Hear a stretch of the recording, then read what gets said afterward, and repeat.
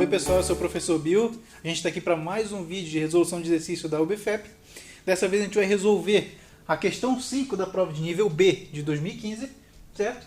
E para resolver essa questão, a gente vai precisar de um único conceito inicial aqui, que é velocidade linear no movimento circular uniforme, tá? Se a gente lembrar que velocidade média era calculado como sendo ΔS por ΔT, quando a gente estudou movimento retilíneo uniforme, e a gente pensar aqui que no MCU, a distância que a gente percorre vai ser sempre uma parte de um círculo ou um círculo inteiro.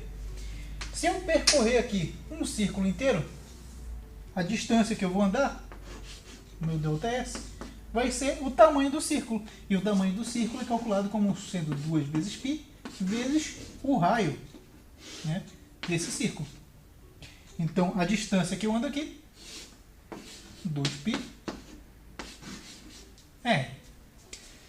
Em compensação, o tempo que leva para gastar uma volta aqui, ele é uma grandeza específica do MCU e ele recebe um nome, tá? Que é o período.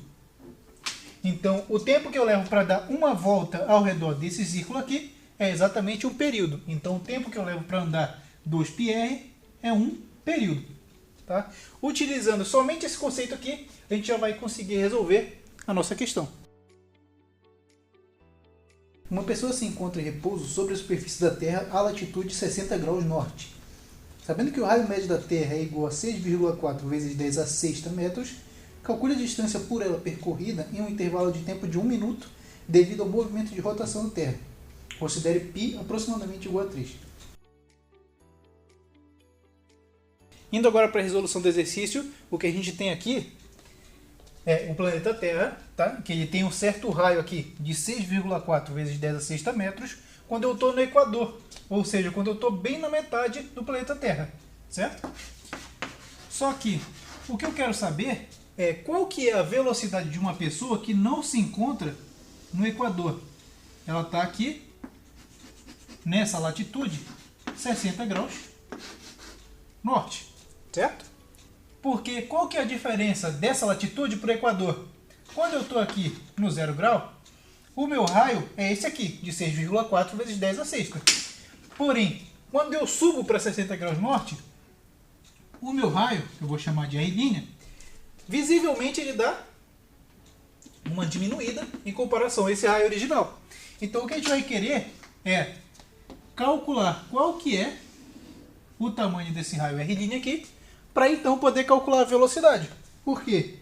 Se a velocidade no Equador ela é calculada como sendo 2πr vezes o período para dar uma volta, a velocidade aqui nos 60 graus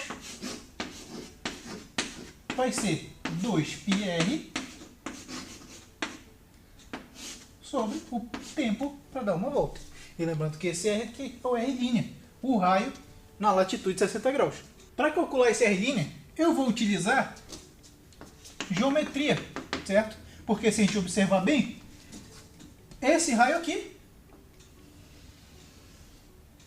essa reta que vai do centro da Terra até esse ponto aqui, e a distância vertical entre os dois centros das circunferências formam um triângulo retângulo, tá? Aqui forma 90 graus. E aqui que aparece a importância desses 60 graus norte. Por quê? O que significa essa latitude 60 graus? Significa que eu peguei esse raio aqui e levantei ele 60 graus em relação ao horizontal. Então o ângulo que tem entre esses raios aqui é de 60 graus. E repara que esse raio aqui, essa distância daqui até a borda da Terra, é exatamente esse raio aqui. O raio do Equador. Tá? Porque eu só peguei ele e subi 60 graus.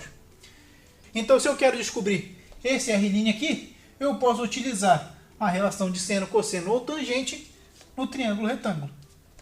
Sabendo que esse ângulo aqui é 60 graus, por ângulos alternos internos, esse raio é paralelo a esse R'.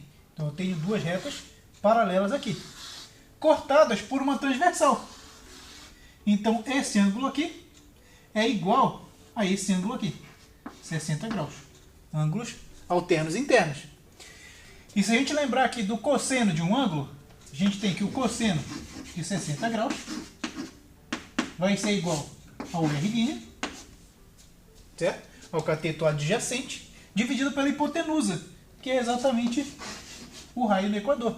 Então, o meu R' é igual ao raio do Equador vezes o cosseno de 60 graus. E aí sim eu consigo aplicar essa relação para descobrir a minha velocidade na latitude de 60 graus. Velocidade na latitude de 60 graus vai ser igual a 2π vezes o R', que agora é R, vezes o cosseno de 60 graus, dividido pelo período. Qual que é o tempo necessário para a Terra dar uma volta em torno do próprio eixo? É exatamente um dia, certo? Então, um dia é 24 horas, tá? Então, o período da Terra é exatamente 24 horas. E continuando a nossa resolução aqui, o π, a gente considera ele aproximadamente igual a 3. 2 vezes 3 vai dar 6. Então, aqui eu vou ter 6 vezes o raio do Equador, vezes o cosseno de 60 graus, que é meio, portanto 0,5, dividido pelo período, que é de 24 horas. Posteriormente, a gente vai ter que transformar essas 24 horas para outra unidade, para ficar melhor para a gente calcular. Mas, por enquanto, vamos deixar aqui com 24 horas mesmo. E aí, continuando aqui, se eu simplificar 6 por 24, vai sobrar 4 aqui embaixo. 6 dividido por 6 dá 1. 24 dividido por 6 dá 4. E aqui eu vou ficar com meio R. E aí, finalmente, a velocidade de 60 graus vai ser igual a meio dividido por meio dá 1. 4 dividido por meio dá 8. Isso aqui por R.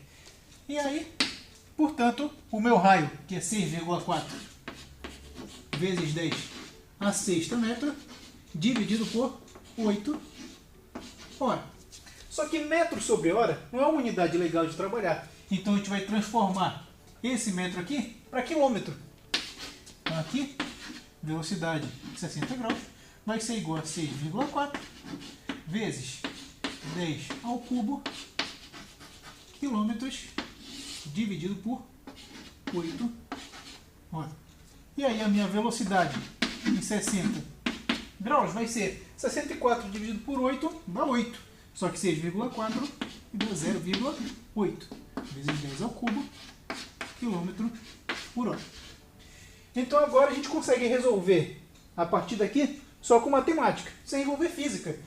Se em uma hora eu percorro 0,8 vezes 10 ao cubo quilômetros, ou seja, uma hora, 60 minutos.